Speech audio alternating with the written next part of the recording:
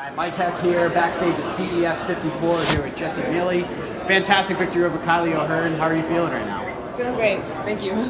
Kylie, one of the things I noticed with this fight was she was super, super tough. You were able to kind of maintain dominance throughout the fight. You were landing some big shots, but for some reason, she just could not be put away. Were you surprised by how tough she was? You know, I saw her fights and she comes and she brings it and she's not going to quit unless somebody hits her with something that's going to tell her, okay, I'm going to step back from this for right now. So, yeah, I was expecting her to definitely come in and try to bang definitely. The first round was clearly all yours. The second round, she came out and landed a big shot early on. Everyone kind of reacted to it. You recovered pretty quickly. Did that shot hurt you at all? You know, when you're in the fight, you don't really feel much. It's either you're just out and you're like, what happened, or you're just kind of working through it. So at the moment, there's a time and a place where you're like, I'm not going to stand and play someone else's game. I'm going to play my game. So if it's duck under, get behind. If it's throw punches, it is what it is. But yeah, I started just, focus on playing my own game. You got to be at a nice stage. UFC Fight Pass is the organization's first event on UFC Fight Pass. What did that mean to fight on a streaming service, to be on UFC Fight Pass and have some different eyes, not just regionally, but around the country paying attention? I know they've had a great relationship with Access TV over the years, but to be able to debut on this event on UFC Fight Pass, what did that mean to you to win today?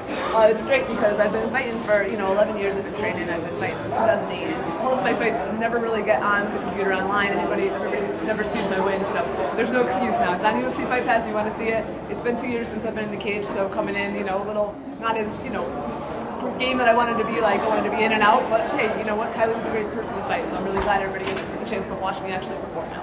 And not only that, you have a ton of fan support here. Just trying to get back here, you're just mobbed by hugs and people trying to come up to you and congratulate you on that. What does that mean to you to have such a contingency, have such a group of people come and watch you here?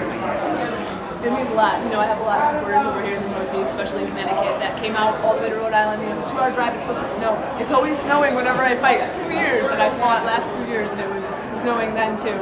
My boyfriend, my family, such great support. But I want to get out of the Northeast. I've been #1 for a while, so I want to start getting them. I want them to watch it on TV in their own homes.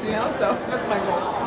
What do you think of the matinee start time? Obviously, there's tons of sporting events going on this weekend. Of course, the UFC's in Brooklyn later on tonight. You got the AFC Championship. Obviously, the Patriots playing tomorrow. A lot of people are excited about that.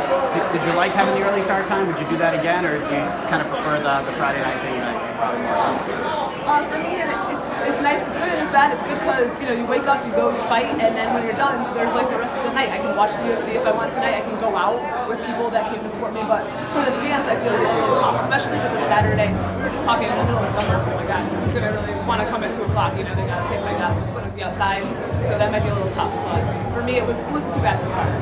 During that third round, you were able to get Mount. You actually had her shoulders pinned to the mat a little bit. You were landing those big shots, and she kept kind of getting her way out of it. Did at any point in that third round, you're just like, oh my God, what do I have to do here?